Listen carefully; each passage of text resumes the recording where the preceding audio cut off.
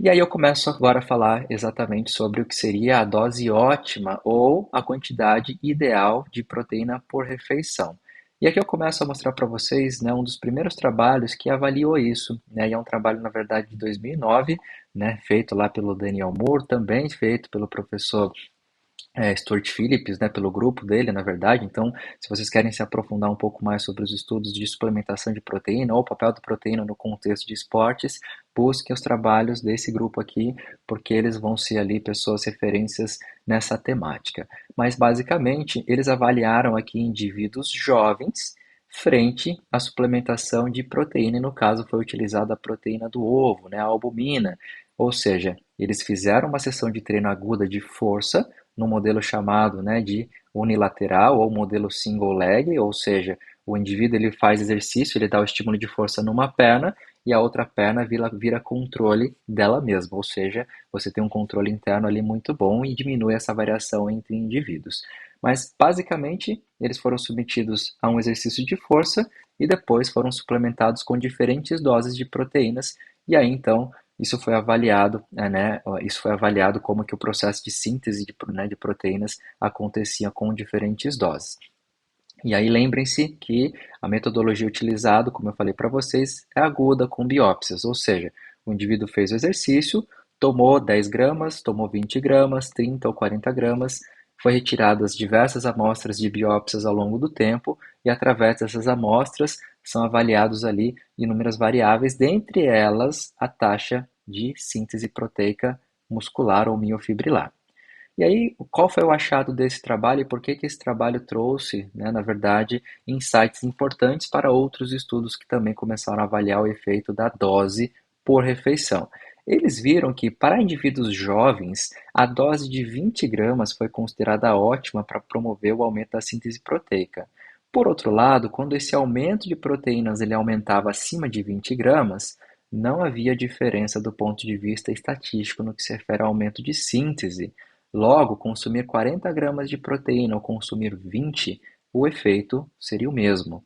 Portanto, 20 gramas de proteína em uma refeição, dada, né, as limitações aqui do próprio desenho do estudo que eu destaquei para vocês, parece ser ali a dose ótima para que você tenha um estímulo ótimo sem que você comece a desviar a proteína, principalmente para oxidação, ou seja, eu começo a não utilizar a proteína na sua integralidade. Eu começo a desviar ela, né, ou para ser excretada ou para ser oxidada, e isso não é interessante. Então, isso aqui foi um dos trabalhos principais que deu origem a outros trabalhos que eu vou mostrar agora aqui para vocês.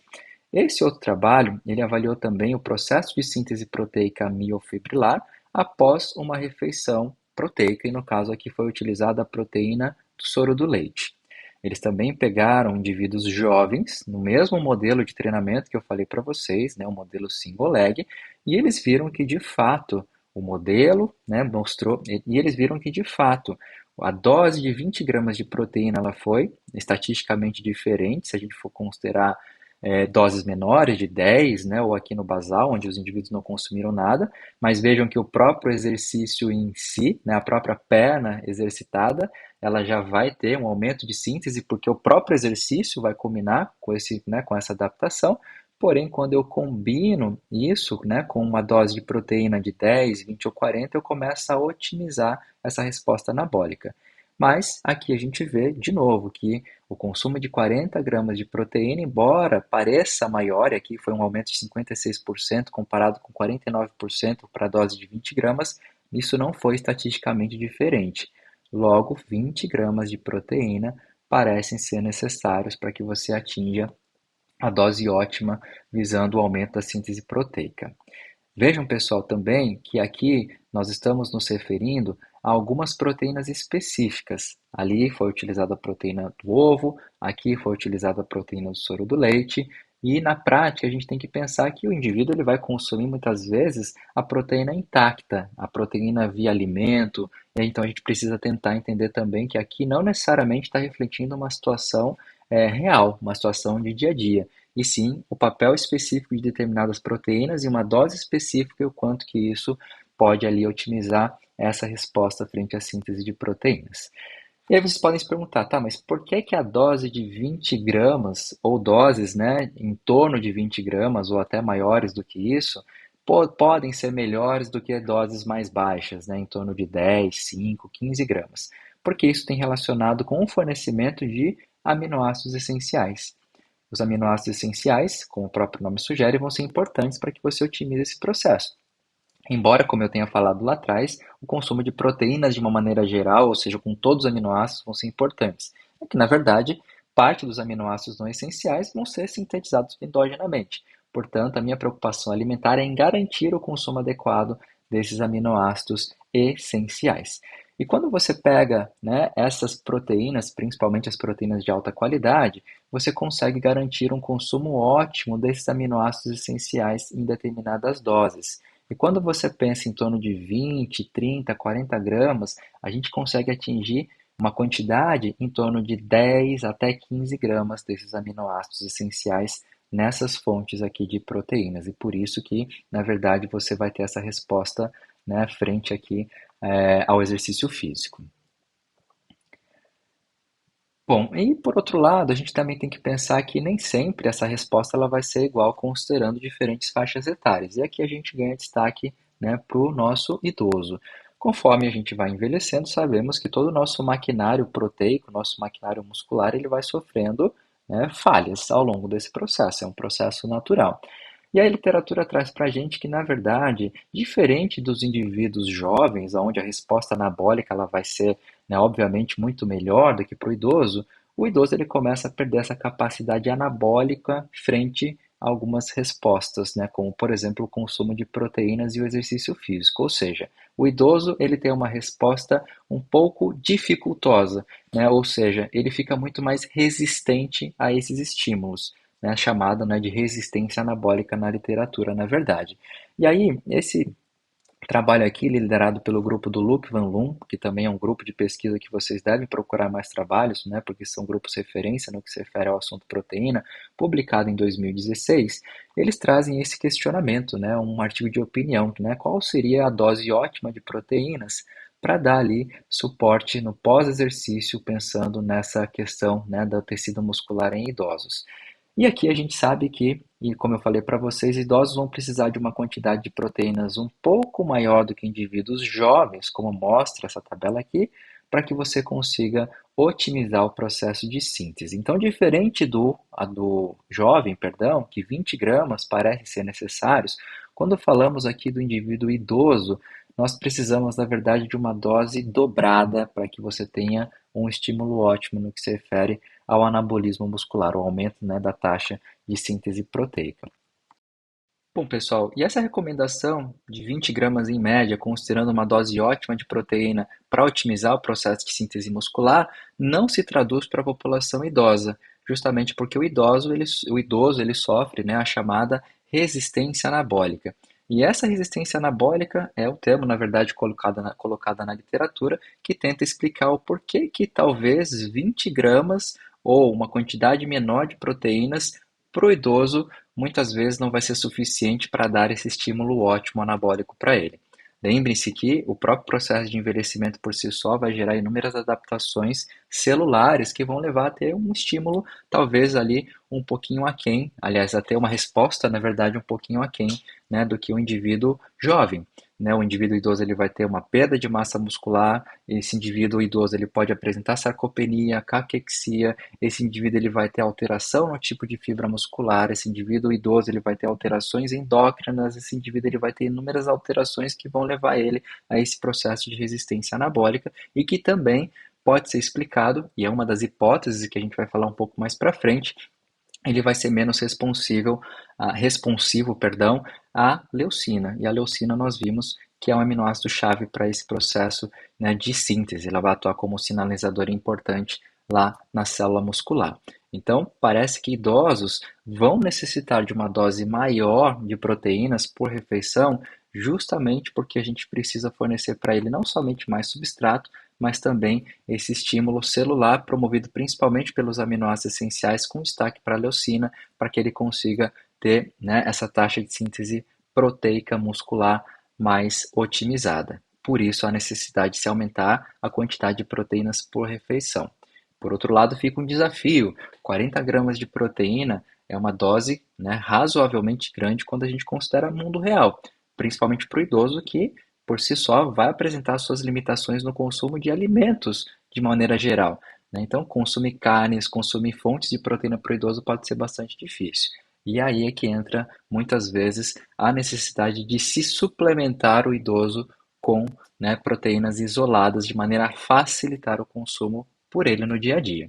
Mas fica sim um desafio, né, esse consumo de proteínas por dose, embora seja necessário quando a gente olha para o desfecho, né, aumento ali de massa muscular cronicamente. Bom, pessoal, e aí corroborando com essa questão da resistência anabólica para o idoso, esse grupo de pesquisa aqui, eles fizeram um trabalho bem interessante porque ele comparou a resposta anabólica de indivíduos jovens e de indivíduos idosos frente a duas quantidades distintas de proteínas alimentares, e no caso aqui eles utilizaram bifes em diferentes quantidades. Então eles pegaram indivíduos jovens e idosos e ofereceram ali uma quantidade de 30 gramas de proteínas, o que daria uma quantidade, né, de bife em torno de 113 gramas. E eles também compararam a mesma população, jovens e idosos, porém com uma quantidade de 90 gramas de proteína ou 340 gramas de carne, tá? Importante a gente destacar, nunca é demais, que 90 gramas de proteína é bem diferente de 90 gramas de alimento, né? Então, 90 gramas de proteína é bastante coisa. Vocês já podem imaginar, né, a dificuldade que seria comer 340 gramas de um bife. Mas a ideia aqui do estudo foi simplesmente ver se havia diferença entre o consumo de 30 gramas e 90 gramas no que se refere à síntese proteica miofibrilar. E eles viram que a taxa de síntese proteica após a refeição contendo 340 gramas ou 113 gramas de proteína, ela não foi diferente tanto em idosos quanto em adultos. Isso significa que 30 gramas de proteína parecem ser suficientes para promover o estímulo, né, ótimo da taxa de síntese proteica para idosos também, tá? Ah, mas e 20 gramas? Não seriam necessários, né, suficientes ali para, né, para jovens? Sim, aqui eles não compararam 20 gramas. Se tivesse mais um grupo de indivíduos jovens e idosos que consumissem 20 gramas, muito provavelmente veríamos uma resposta um pouco diferente, aonde indivíduos jovens teriam uma resposta pouco diferente de 30 e 90. Porém, quando a gente olhasse para os indivíduos idosos, provavelmente 20 gramas não seriam ali suficientes para dar um estímulo ótimo. Porém, com 30 gramas, isso já começaria a fazer diferença, mas sem precisar chegar a 90 gramas de proteína. Logo, o que vocês vão ver na literatura em termos de quantidade ideal para idosos por, né, refeição seria ali em torno de 30 a 35 gramas, podendo chegar até a 40 gramas de proteína, visando esse estímulo anabólico ótimo para essa população. E aqui, pessoal, é um trabalho, na verdade, que mostra justamente essa resistência anabólica que o indivíduo idoso ele apresenta não somente frente ao estímulo do consumo de proteínas, mas como também frente ao próprio estímulo do treinamento de força. Então vejam que o indivíduo idoso, quando você compara com o indivíduo, né, jovem, ele vai apresentar uma taxa de síntese proteica agora promovida apenas pelo exercício físico, aqui a gente não está considerando a proteína nesse cenário, eles já vão apresentar uma resposta, né, anabólica bastante aquém, né, do que seria ali esperado para um indivíduo jovem. Então vejam que a resposta pós-exercício, na resposta anabólica pós-exercício, ela vai ser bastante inferior do que se a gente considera para o indivíduo jovem. Isso traz um outro insight importante, pois não significa que o idoso ele não responde ao exercício. Talvez seja interessante que esse idoso ele tenha, né, um estímulo diferente para que ele consiga promover uma resposta adequada no que se refere ali ao aumento da síntese. Ou seja, um bom profissional de educação física que consiga dar para ele um estímulo que ele consiga aumentar, né, ou seja, essa resposta também vai ser importante. Seria o mesmo que a gente, né, seria a mesma analogia aqui para a dieta. Não significa que o indivíduo idoso ele não responde anabolicamente ao consumo de proteínas. Não, ele responde, porém eu preciso aumentar esse consumo para que ele consiga ter uma resposta ótima. E para o exercício parece se apresentar a mesma resposta. Não significa que ele não responde. Talvez eu precise dar um estímulo maior para esse sujeito. Logo, a combinação de ambos quantidade de proteína adequada, junto com um estímulo de treino adequado, vai ser super importante para essa população idosa. E aqui tem um outro trabalho que dividiu, na verdade, essa dose ótima de proteína em gramas por quilo de peso, considerando ali, né, a quantidade total para uma refeição.